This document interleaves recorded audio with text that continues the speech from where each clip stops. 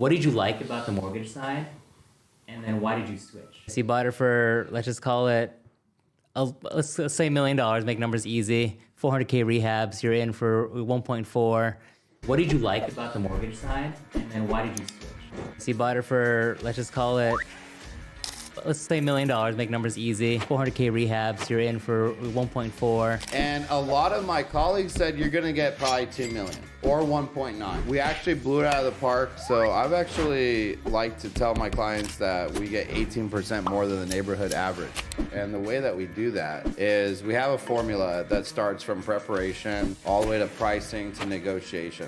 I want to know, which of these do you think is going to take you to $10 million? So in this episode, we talked about why it's so amazing to be a Bay Area real estate agent. We also then dove into his $2 million flip property, and then now he is buying tech companies and gonna launch one for some few comma exits. I'm hoping for you, man. And that's all coming up next. So you're telling me, what do you want to be known for? I want to be known as making magic happen. So a magician. Do you want to be known for the real estate side? I mean, you're starting a tech company now too. Yes. Wait, so is that your company? And how many partners do you have on that one too? We have a few people who are helping. Okay. And I am the sole owner of the company, but okay. I don't have any So no partners? partners. Do you have any angel investors or nothing? No, nothing. Just bootstrapping it? Yeah. Okay, so agents, you've done a flip, and maybe want to do more rentals. I need to, yeah. And then what else would you, I mean, and we talk about like social media, because you're pretty regular on that too. Yeah, I hired a Reels coach. Okay. So people are like, you got a Reels coach? I said, yeah, for Reels. There's a Reels coach. So I got out of my shell and I started making videos. Okay. And so eventually I want to launch my own podcast too. Omid the Homie. All right, and then we'll talk about launching that. Okay, I like it. So talk about those 2 buckets. Talk about like agent life, then we'll talk about tech life, and then social media. Yeah. And this is the company I work for, the real estate company. Okay. Publicly traded, and their stock is booming right now. Okay. So I don't know if I could talk stocks and stuff, but... I mean, this is not financial advice for entertainment purposes only. But Larijani. Okay. Welcome to the show.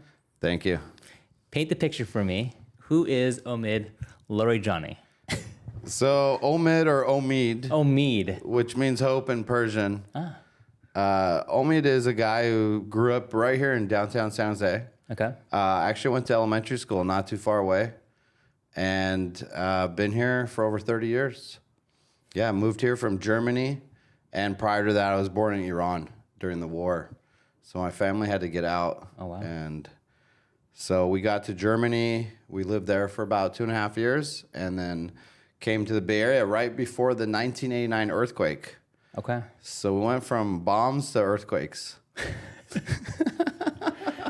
Okay, so, and then the buckets for your life. You're a realtor. You have done an investment flip deal. You want to get more into that. And then you're also starting a tech company.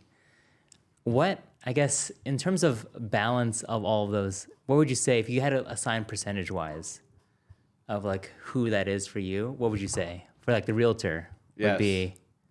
At least 80%. Okay. Yes. I do the 80-20 rule, you know. Okay. 80% of my time is spent on the real estate. Yeah. 20% is spent on the projects. Okay. However, during, you know, certain months, it does go a little bit higher on the project side. Okay. So I could, you know, not as much time, but during the seasonal, you know, slowdowns, I do tend to work a little bit more on other projects. Okay. And then how many flips have you done? I've been involved in a handful, but personally myself, I've done one. Okay. But should we say one or should we say multiple? Obviously, as an agent, you help find flips for, I'm sure, for some buyers. Yes. Which means that you'll maybe get commissions on that, or you double dip. Maybe even better if you triple dip if you also have the listing. Yes. That's nice, but it doesn't always happen. Have you ever done a triple dip before where you sold the flip, found the buyer, and then they flipped it and then used you again? Well, I haven't done that, but I've done a triple play which it was my cousin's house. Okay. We listed it, we found the buyer, and then we helped my cousin also buy a house.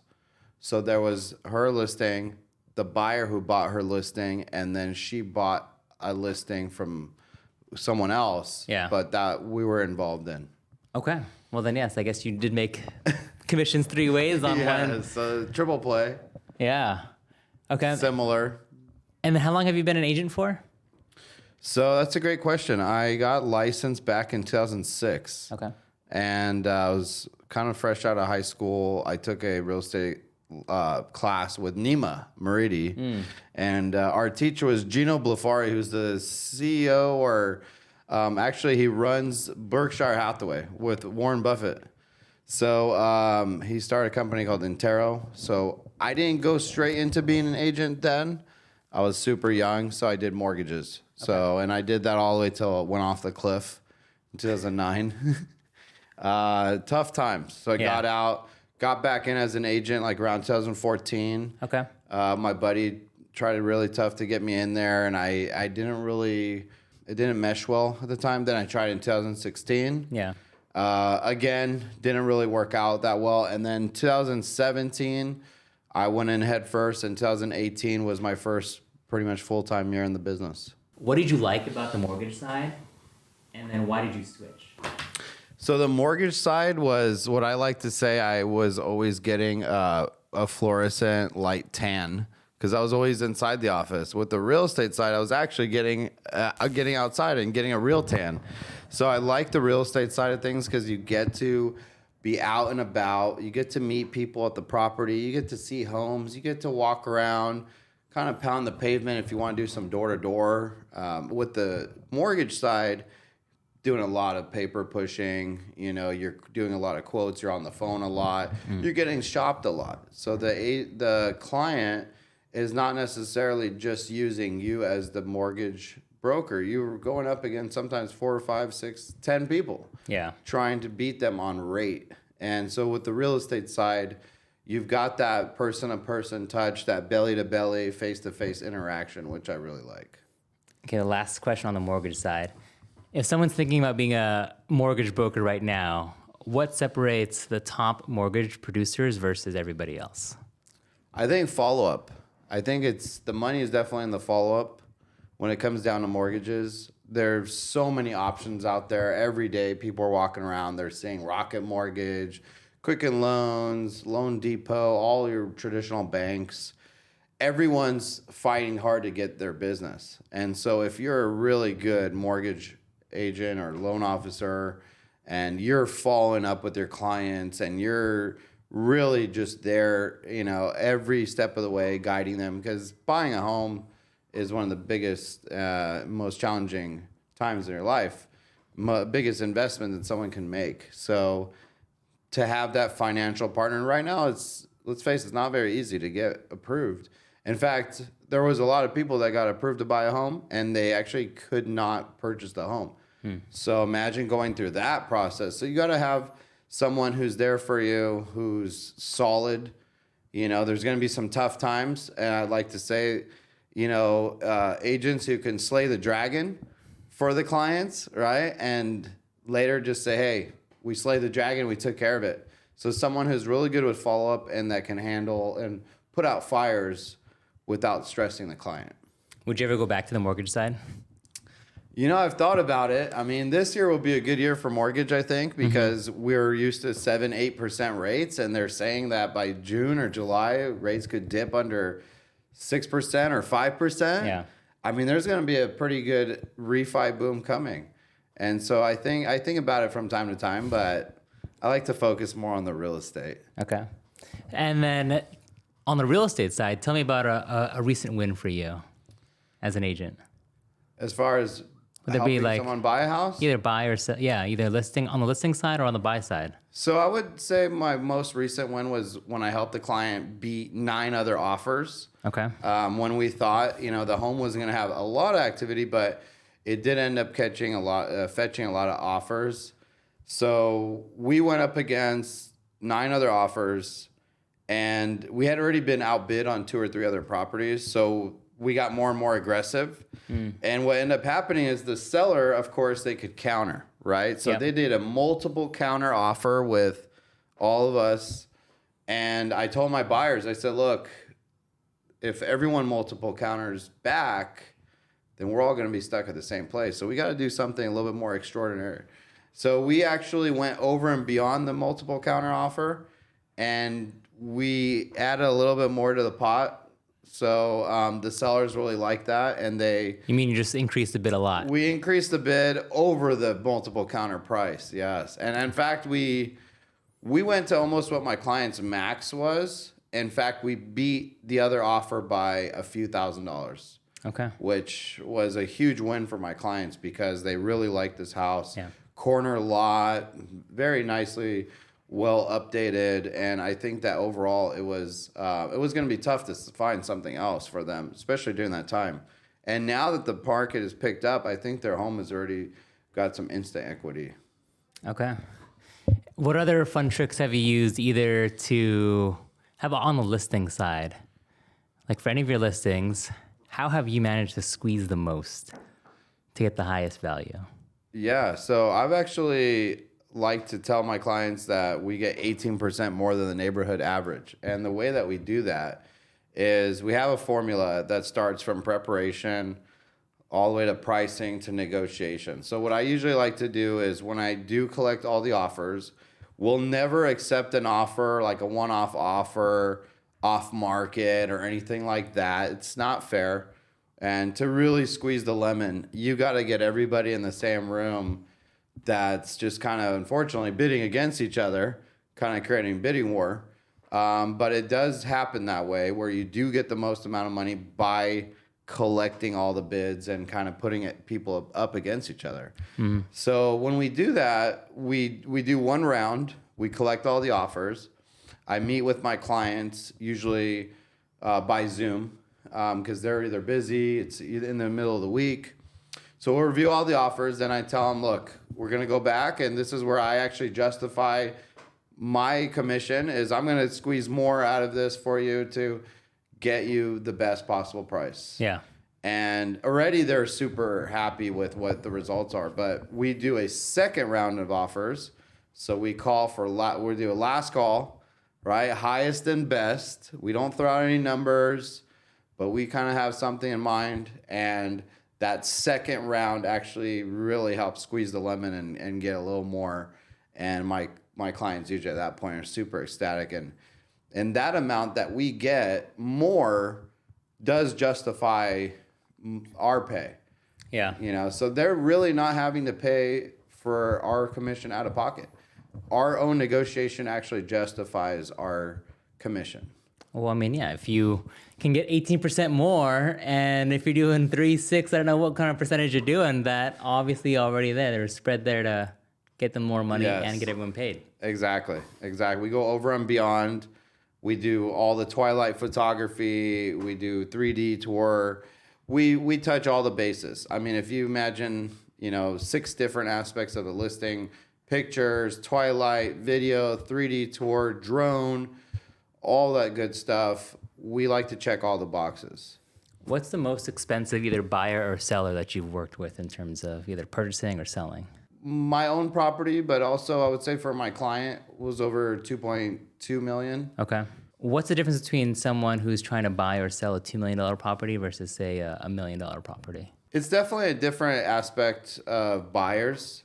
You're not going to get a crazy amount of buyers, although now with the market and the inventory the way it is, there could be a good chance that even those homes get 20, 30 offers. But I feel like it's a little bit less likely to have as many offers on a property price that much. Yeah. Because the sweet spot is around the 1.3, 1.4 to 1.7 range. So that's where we have a lot of competition, especially down under, around the 1.2, which is really tough to find a single family home in the Bay Area, especially in San Jose. So around the 2 million, you're dealing with a different type of buyer. They've got to put more money down. They've got to have more reserves. They've got to have a better income. Overall, I think it's just most likely a second buyer, second home purchase. Most likely that person has to sell another property, or they've got pretty good rentals that are supporting this purchase. So it is a more advanced, more savvy buyer that we're dealing with. However, there are some first-time home buyers that come in around that price point, which is... Well, I mean, here in the Bay Area is different. Yep, in Silicon Valley, it's amazing. You know, we've got a super resilient market here. We've got people who are making, you know, $500,000 to $1 million and more a year. So totally different. I have seen first-time home buyers come in around that, over the 2 million mark. But like I said, you're dealing with a more serious buyer, and they should understand what's going on in that market. And usually that home is in a better school district usually. Yeah. And if not, I mean, then they're also paying for private school. But usually it's a family or not so much, you know, a young couple. I mean, I feel like the Bay Area buyer, especially who's buying a house right now, to be able to afford it and have that $500,000 salary, you're obviously smart in somewhere and at least have a baseline of some financial literacy. Absolutely. Like, you don't get to making $500,000 a year without at least knowing how to pay off your credit card. That's right. That's right. Which is very different than other markets. Yes. You can't be, you know, carrying high credit card debt and trying to buy over a $2 million home. Definitely. What's been either the biggest oopsies, like awkward moment, or anything that's happened in your time as a real estate agent? There has been a few different times. Let's see. I would say oopsies, like as in my client didn't. Yeah, like I mean, something. either, like a client maybe bought a car like a week before they closed escrow. Oh, okay. Or maybe like you were showing a house and all of a sudden there was like a homeless person in the back. Have you had any of those? Yeah, I've had a lot of different situations. One that I guess I got this client a home. It came in 70,000. I think it was about 60 or 70,000, under market value. So he had instant equity. Even the appraiser that I met, he said, "Wow, you did an amazing job. How did you get such a great price?" And what we realized is we purchased during the week of 4th of July. So it was super slow. People were out of town, and the seller was very motivated. And unfortunately, there were some health challenges going on in his household. But my client had one of his credit cards on auto pay, and he missed a payment. And I don't know how that happened, but he said it was on auto pay. And he almost didn't qualify for that house. And we had already had the appraisal. Everything looked really good except for his credit. And that one payment being missed almost messed up and derailed this whole situation. Luckily, I was able to pull some strings and come through for him. But it was very challenging. For a moment, we didn't know what we were going to do. We almost lost the property. And it was a perfect home for him. And thank God we made it happen, because that actually launched his whole portfolio to be able to start purchasing more properties. He was a veteran, so it meant even more for him, to get into a property. And of course for me, it meant a lot to help a fellow veteran to get a home, especially after everything they did for our country. So it was the least I could do, is at least make his home ownership dreams come true. Love it. Okay, let's jump into your flip. Tell me about your flip that you did. So it was in 2020. It was around election time. So we have election year coming up this year too. So I always recommend to buy property during election year. Why? Because the market usually slows down. And it will slow down because of the fact that people don't know which way it's going to go. Right? During that time, we were dealing with COVID. We were dealing with trade wars, tariffs. We were dealing with fires. Wood was going through the roof, lumber.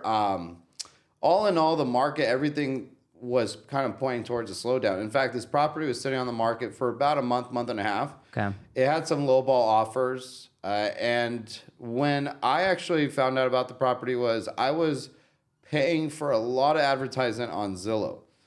I would say about close to $10,000 A month? a month for Zillow ads. Yeah, I did that. I was that guy. Okay. So, But you were getting all the Zillow leads. I was getting some Zillow leads. It wasn't great. But the silver lining was that there was a client that pinged me on the property, and there was no interior photos. So right off the bat, realtors all know there's no interior photos. Something's going on inside. Yeah. There's either, it could be a drug house. It's going to be a fixer. If there's no pictures of the inside, it's a fixer. So I told the client, you know what, there's no pictures of the inside. And he said, well, my wife would like to see what the interior looks like. It's most likely you're going to have to remodel this whole thing. Mm-hmm. But let me go down there and let me check it out. Let me take some pictures and some videos. I'll upload it for you and I'll share it with you. So I went down with my associate, and as I was videotaping the property, I told him, hey, this would be a great flip property. And he agreed. In fact, he almost bought the property himself. So we almost went up against each other in the offering. It was quite interesting. But so I brought in an investor. They took a look. And it was nice to have a relationship with the listing agent. Yeah. Although I did not represent myself. And, of course, realtors could represent themselves. They could take their commission and put it towards the purchase price and either lower it, or they could take that commission and use it later on to put in the property. Well, we actually decided to have the listing agent represent us. So I do recommend it to an extent to have the listing agent represent you in a property that you absolutely really like, especially in a flip property. You've got multiple offers. What's the difference between your offer and the other offer, right? But if you get the listing agent to write the offer for you, there's more incentive for him to get you the home. For sure. Yeah. So surprisingly, he did a price adjustment. 4 or 5 other offers came in. He told me that because it was me, he was going to look out for me. I would drop his name here, but I'll just say that, he really helped us out. So what'd you buy it for? So we got it for $1,075,000. Okay. Wait, $1,075,000. Or it could be $1,060,000 or so, yes. Okay. And then how much did you, how crazy was the rehab? How much you have to put into rehab? It did require quite a bit of work. It was close to $400. Wow. About $350 to $400. Okay. Yes. And so then you were gutting everything basically. Yes, with some landscaping. We had to, yeah. I mean, we did pretty much the mulch or tan bark on the landscaping aspect of it, but the entire inside needed to be redone. Okay, so you bought it for, let's just call it, let's say $1 million, make numbers easy, 400K rehabs, you're in for 1.4. Did you use hard money for this, or how did you finance that? Yes, we did use a hard money lender out of San Francisco, which a couple of my buddies had used before. We had great referral to them. Great pricing, too, at that time, because the rates were pretty low. Yeah. Right? So hard money wasn't as bad. These days, the rates are almost as much as what it was for hard money back then. So it's quite the different market now. Okay, so you're in for 1.4-ish, and what did you end up selling it for? So we went on the market for $1,699,888. So we like to pick these types of numbers, right? We like to use numerology sometimes, which we think can help. 8's a good lucky number. 888. So we did the 1,699,888. Yeah. And a lot of my colleagues said you're going to get probably 2 million or 1.9. We actually blew it out of the park. We got over 2.3. Yes. So how much did you make on that deal? So it was a pretty good profit, and my investor buddies were very happy. They were very happy. Right out the gate, they wanted to buy another property. So you did it with a group of friends? Yes. Okay. Yes. Okay. So we had a contractor who took his sweet time, which actually worked in our favor because the property appreciated $50,000 each month, and this was in the Cambrian neighborhood. Yeah. Right borderline. Kind of Los Gatos, but it was very close to the freeway. So a lot of buyers had their reservations. It was on a main road, and it was right by the freeway. Luckily, the freeway was a little sunken, so the sound wasn't as bad. But typically, if you're on a main road, the property value can take a hit about 5 to 10%. Yeah. So the appraiser was at the property twice because he still couldn't believe how high we sold it for. What did it appraise for when they sold it? It did appraise for less than what we sold it for. It did appraise for $175,000 less than what we sold it for. They had to come onto the gap of. So we had to go back to the drawing table. And at this time, mind you, Putin had just invaded Ukraine. Stock market had taken a huge drop. Interest rates were starting to just creep up. And our buyer at the time actually had locked in his rate. And in fact, someone from our office had represent the buyer because we met him at the open house. Yeah. So we saved even money on the commission aspect of it because we had a colleague of mine list it, and then I had another colleague of mine help the buyer. So we actually saved a few points on the selling and the buying side. Okay. So it helped us quite a bit. So all in all, when he realized that the appraisal value came in less, because of the slight uptick in interest rate, his payment would have been $2,000 more if he had gone and bought another property. So at this point, Because he already locked his rate. he already locked in his rate, so Gotcha. he was in it, and it was a very tough time. It was a challenging time for everyone. However, even more challenging for him because he just couldn't fathom moving to another property and spending an extra $2,000 a month. For sure. Which now would probably be, I don't know, an extra 5, 6, 7,000 difference because he locked in, I think, close to 3%, maybe less than 3. He's never moving now. He's probably building another property in the back because they had almost a 10,000 square foot lot. Oh, wow. Yes. Okay, so you did so good on that flip. Why not just start looking for more flips right away?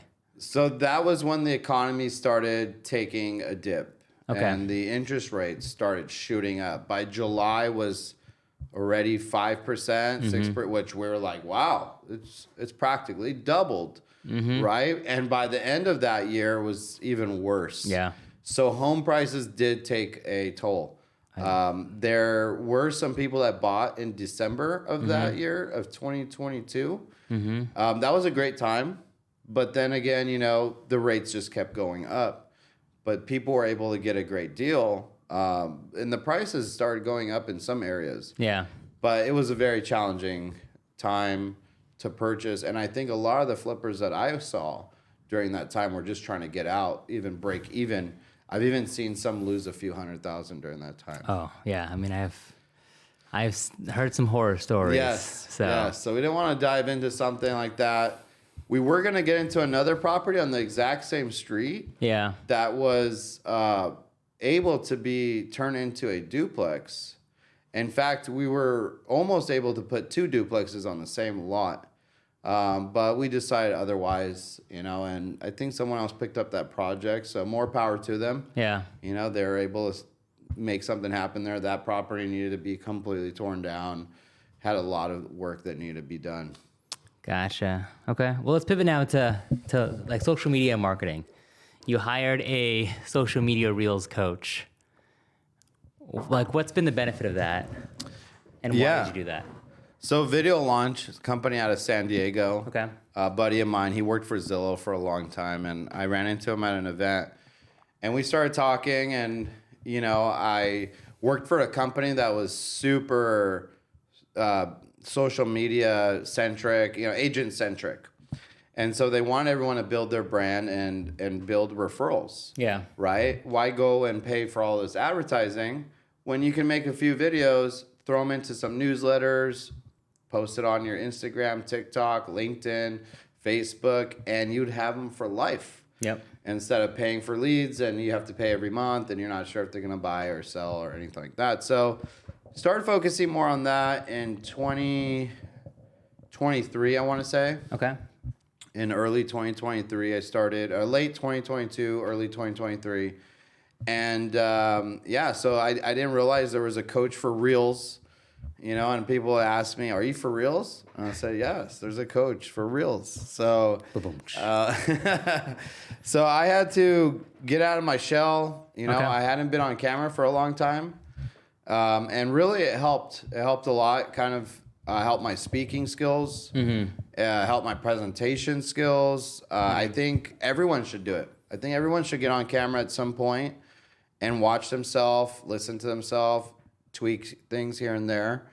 You know, many times I've been on conference calls, I've been recorded, I've heard myself speak, but I've never seen myself really on camera. So I think that was something that really helped kind of grow my social media presence. My first video did about 7K. My second video did almost 17,000 views. Wow. Yeah, so that was a great success, and I wouldn't say it's beginner's luck because a lot of work went into it, but it's kind of like when you go to the casino and you go, your first hand you hit blackjack, right? So you get kind of used to that. Then after that, I post my third reel, and I was like, oh, what happened? It went down. But that's just the nature of the beast, right? Yeah. So nature of the business is you got to be consistent. When I did get that one that went somewhat viral, I was like, all right, let me just keep it right there. Well, that was the wrong thing to do. You got to be consistent. You got to keep posting every week. I thought, well, it's gone up so much, maybe I should just leave it for a month. Well, a lot of my colleagues had told me otherwise, and I should have listened. But social media is about being consistent. It's like going to the gym, right? If you're not working out, but you expect all these results, that's called insanity, right? Yeah. So you gotta tweak it. You gotta get in front of the camera. A lot of times people like to do voiceovers. They don't like to be on camera. I was that person, and I never showed my face.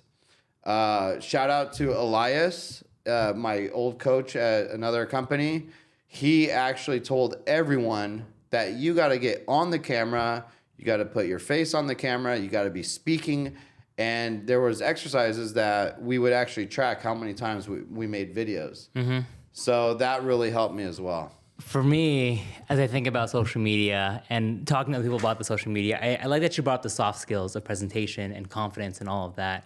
Because a lot of times you'll pay for an editor, you'll pay for a coach because you want the videos and you want the leads, which is value in itself. But what a lot of people don't realize is that in that act, you will now learn how to cut out the ums and the uhs. You'll get way more confident than you ever were before. And that arguably may be worth more than that one extra lead you got from that post. 100%. Have you looked at some of your transcripts and looked at your filler words and all of that too? We don't have transcripts, but we do have the captions and the B-rolls and all that. And luckily, I haven't had a lot of filler words, so I'm very mindful of that. And it's been from years and years of practice and experience. However, I could get better. There is room for improvement. Always. I think when it comes to the actual camera, there are some things that I do pick up about my body language that I could be doing a little bit better. Yeah. Maybe standing up a little bit more, right? My buddies always tell me, hey, man, you got to, stand up straight. So I think it's just been because I've been on the computer so much. So having your posture makes a big difference. Also, one of my last few reels, I had the mic was too close, so it was very muffled. So I pick up on things like that. The filler words definitely do help to make sure that you don't use ums and things like that, and makes it a lot smoother. Okay, so next question on the social media topic. What's been the post that has gone most viral for you? And then what's been the post that's actually driven the most business for you? And are they the same or are they different? Yeah, so I would say there was one that I posted, like I said, it had 16,000, 17,000 views. It's the most expensive home in the Bay Area or Silicon Valley. It's actually still for sale. It's over $100 million. Okay. And I forget the person, but they got in trouble. They went to jail. They did some shady stuff. So I think the house is not going to sell for a while because no one really wants to inherit someone else's problems. Especially in their environment or whatever the case is, it's bad juju. Yeah. Right. But the house was over $100 million, and simply I just explained the house, kind of do more of a voiceover, and that one had gotten a lot of traction early on. I got a lot of engagement. I had gotten a lot of comments. In fact, every single person who commented, I tried to comment back. Mm-hmm. And there was one person who was tagging their friends, and I was responding back to them and said, hey, if you want to go see it, let me know, right? 100 million ain't no thing, right? Money ain't a thing. Yeah. So, so the commission would be nice on a property like that. You know, I do that a couple times a year. I think I'm pretty good. Yeah, you get yourself in the President's Club real fast. Yes, yes. And as far as the other videos, Like what's driven business? Leads. yeah, so I would say that equally, a lot of them do drive some leads. What's nice is you stay top of mind. Okay. So I do have my clients that are on my social media, and then I have my friends and family and sphere of influence who, when they do see it, they'll reach out once in a while and they'll say, hey, you know, I'm thinking of doing this, or I'm thinking of doing that. What do you think? So I like to give a lot of advice as much as, you know, I like to be more of a consultant than a salesperson, right? Yeah. So at the end of the day, I think as far as driving leads, I haven't really advertised a lot of my videos. I never have sponsored them. In fact, if you put any music on it, you can't sponsor it. So I've learned kind of the hard way. But I do plan on sponsoring a couple. There is one of me that I'm in a bathtub. Okay. And we thought it would be funny. And we were talking about not hiring a discount broker. Okay. Right? So discount brokers are people who they'll do anything to cut their commissions to get your business. But at the end of the day, if they don't fight hard for their own money, how are they going to fight hard for your money? Right? When it comes down to the negotiating table, yeah, whether they're selling your house or helping you buy a home. So in that video, I just simply talk about discount brokers and why you shouldn't hire them. So that one was a good one. I do also talk about, you know, agent type videos. Okay.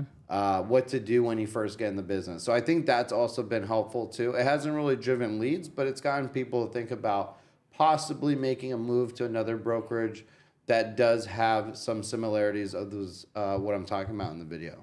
Okay. Let's pivot now to the last section. This is your new company. On the networking side, you have what would we even call this? It's like it's a digital business card. It's a digital business card, yep. Or bio links. Okay, so explain that business to me and what's the thought process behind that? Yeah, so in 2022, as we started going through the pandemic and a lot of people were very, I would say, antisocial. Yeah. You know, they had the right to be because we don't want to get too close to people and things like that. Mm-hmm. And people didn't want, in fact, there was a while we couldn't even put paper flyers in our open house. We couldn't put paper anything on our signposts, which is a form of advertising. You go pick it up, and so QR codes exploded during that time. And I was approached by a tech company, asked me to come on board as a director or partner. And with my experience, I simply told them I could not take on a partnership role, but I was willing to purchase the company. So they had talked amongst themselves, and they decided to sell this app to me, and it's a digital business card app, contactless. And I started seeing a trend and people having less and less desire of, you know, transferring paper to one another. And they're saying COVID could transfer through paper. You know, I don't know how true that is, but at the end of the day, everything started becoming paperless. Menus at the restaurant, everywhere you go, right? Even payment systems. So this is almost like an Apple Pay type contactless digital business card. You just tap it with your phone. Mm-hmm. And I think that as we continue to go through this digital age and all the technology, paper is going to become more and more obsolete. In fact, almost 90% of all paper business cards are thrown in the trash. So imagine, I mean, if someone gets hired on at a company and they print them 100 business cards, the next day they're gone, those business cards are done, right? Or what if somebody changes roles? Or what if somebody gets a new cell phone number? What if they get a new email? Well, they're not going to cross out every single business card and put. So this is a way to be more fluid. As you can see, Linktree just bought out with Koji, which was another app, and they were doing very well for a while. There's some other big ones in the space. Ours is more kind of geared towards your typical business owner. We do have some features where you could brand yourself. Yeah. You don't have to brand the company name, which is really nice. That's kind of our value proposition is why brand Linktree when you can brand your own domain name. Okay. So that's where we get a little different. How much of the details of you purchasing this company can you dive into? As much as I can. Okay, so let me ask a few questions. And he was like, I can't answer that. I can't disclose it. That's fine. But obviously, buying a tech company is not like an everyday thing. Like, how did you approach that? Did you sell or finance it? Did you get a small business loan? Did you pay cash for it? Like, how did that transaction work? Yeah, so it was interesting. After I had sold the flip property, Okay. I had some cash on hand, and buying another flip property wasn't in the cards at the time because of the economy and everything. So, and I did want to diversify a little bit. I really enjoy tech, and I really do like building things. And I have had other startups in the past. And it was something that I kind of wanted to get into because I do love networking. Yeah. And I love business. And I love helping people. And I know how tough it could be in this economy to get a job. So just to have that little edge. And we do offer this app for free. It's completely free. In fact, the day we did our event and we had a lot of people sign up, our payment system had a little bit of a hiccup.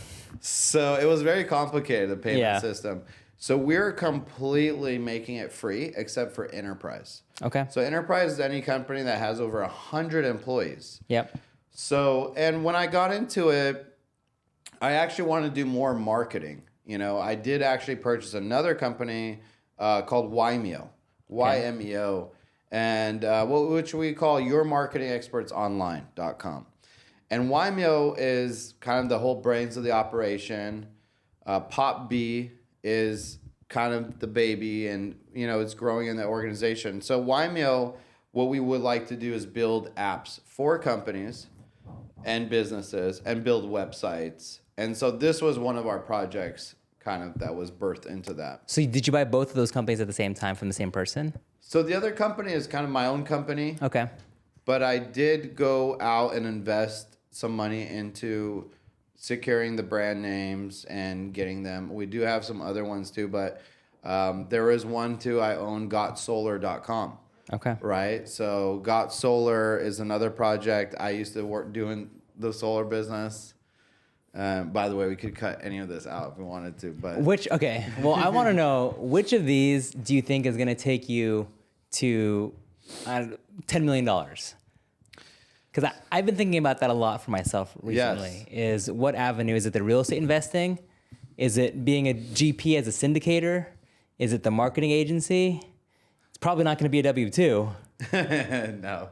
So I'm curious, now that you've tasted a lot, Yeah. which one is your 8-figure baby? I do have a lot riding on my current company, Real, that I work at. And it's a publicly traded company. Okay. And the stock was only $1.50. Now we're almost at $3. Yeah. So that stock goes to $30. I think a lot of people in our company are going to make 8 figures and 9 figures, right? Because they got in super early. They're locking up a lot of stock. And what does that company do? It's a real estate brokerage. Okay. But it's publicly traded. It's just like, let's say if Remax or Coldwell Banker or one of these companies had a stock and they're giving it to their agents, and the agents are just building the company and really just growing the stock. Yeah. Right? So every time we add agents, the stock is growing. So I do have a lot going into the real estate side. Okay. However, what I've seen in the tech world is that there are people that can build companies, build apps, and become super successful at it. Yeah. And about, what would you say, 90% of all tech companies fail? More than that, I would even imagine. 99%? Yeah. 95% I all mean, fail. there's like, and it depends on what your barometer for success is too, right? Like, is it those tech unicorns? Like, obviously, then that's like your 1% of the 1% of the 1%. Yeah. Or is it to have a decent income in wherever you are? And then are you the owner or are you the owner operator, which I think is a very big difference. Yep. And most people think that they want to own the company, but end up just being the operator. Yeah. Which Versus- you're almost an employee at that point, right? You're Yeah. working at the job. You're working a job And you're working harder than you are at Yes. the, like, as a W-2. and making less because you don't really 'Cause you're make not any paying- money. 'cause you're not paying yourself. You're not paying yourself. So, okay. So for you, there's obviously the brokerage side that you have an equity stake in Yes. that makes you almost an owner Exactly. and you're an individual contributor as an agent as well. That's right. And then you have these fun little tech projects that if something does take off, you're like, oh, I mean, I really hope that they do take off. Yeah. You know, and what I look at is that out of nothing, you can make something, right? And that for me is a win, right? Where at one point it's just a thought, and next day, you know, somebody else is using it. So the minute someone else gets to enjoy the benefits, I think that's a win. And what's nice is there are users on our platform that have been using Pop B, and they've been networking, and they've been pretty successful at it. And that for me is, even if the company doesn't, but I really hope it does, I think we've already got a win. However, there are a lot of things we're working on. Like, you know, there are some tech things that we're fixing. And we really hope that it does take off. And I think that these opportunities are not only for me, but they're for others as well. We do have a team of people that we work with, and they do have families, and they spend their life on this project. So I think that I'm not only indebted to them, but I like to make it a bigger win. So if we can exit that company with, you know, a few commas, we would be pretty happy. yes. I think overall, it's gotten my foot in the door to find out more about more tech apps and companies that we could launch. So going through that, it's about the journey, not the destination, right? Yeah, I feel like once you get into that VC world, it is really, really different, especially being in Silicon Valley. Exactly. Okay, so I want to pivot back to networking. This will be the last segment that we'll go into. Since you have a tech networking company, what is your just all-time favorite tactical networking tip? You show up to an event, what's your go-to play? I think going to a networking event has a lot of things that you can take away from there. First off, the speakers, when they talk, it's really good to take notes. And I've recorded it, but I rarely listen to it afterwards. So taking notes, asking questions, participating, sitting in the front row definitely helps.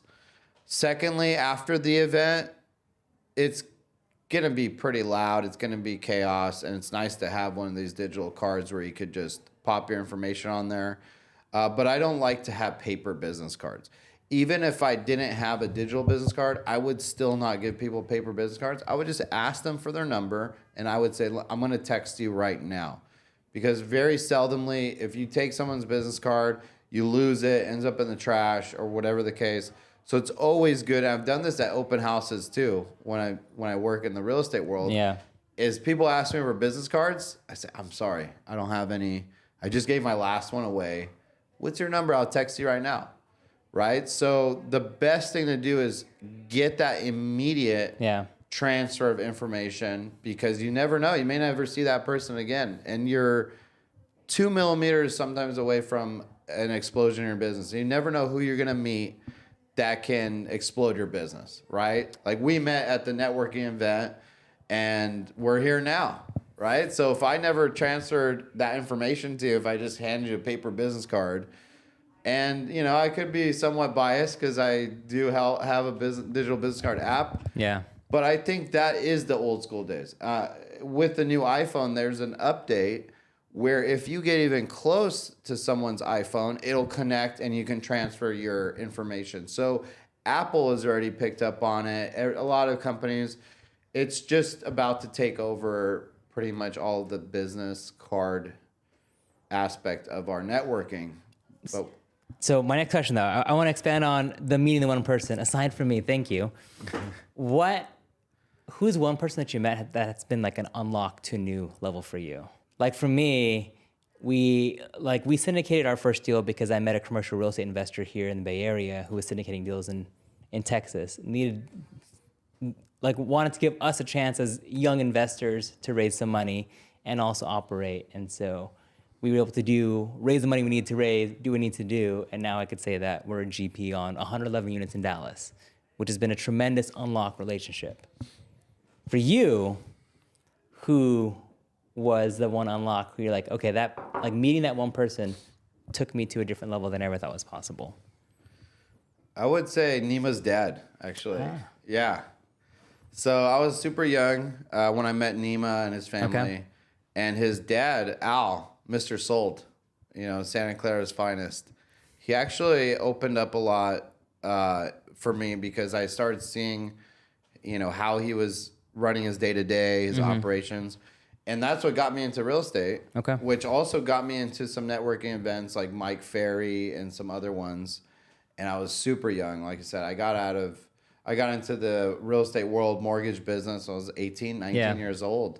So I think he's the one that has done that. And then that's opened up a lot. And he's just a wealth of knowledge, super nice guy, very down to earth. And I mean, if you drive around with him in Santa Clara, he's like a celebrity, right? People run outside their house just to say hi to him. He's not your average salesperson at all. And it's definitely helped me understand the business world a lot more. And there are some other mentors as well that I've met along the way. But he's the one for you, of course. He was the monumental, and I took my real estate exam, I believe it was on my 18th birthday. Okay. 18th or 19th birthday, and I pretty much from that point on, I decided, I want to get into the mortgage side. Yeah. I learned that and then got back into the real estate, and he was there in the very beginning and when I got back into. Love it. All right, so we've talked a lot about your real estate side, the flipping side, some marketing stuff, the tech projects you're working on. Where can people find you? They can find me on my Instagram. Okay, and what is that? Omid Larijani. If they wanted to find anything about your companies, where can they go for that too? They could DM me. So go to Instagram. You'll have a Poppy link. Actual bio though. You're right. Well, you have. I mean, I'm sure if you click your link in bio, we'll find out. We'll audit it right now. If you're watching this and you click on his Instagram and it's no good, then you burn him in the comments. Oh shit. Hey man, well I appreciate you jumping on and sharing your story. Thank you for having me, and I appreciate your time. Cheers, man. We'll do Mike cheers again. Why not? That's fun. Mike cheers. Mike cheers. Make this a thing. If you like that episode and you know someone who is a real estate agent and or wants to buy a tech company, make sure to share this video with them. And then, of course, if you want to connect with Omid, make sure to click all the links down below. And then if you want to see more episodes just like this, please subscribe. It would mean a lot.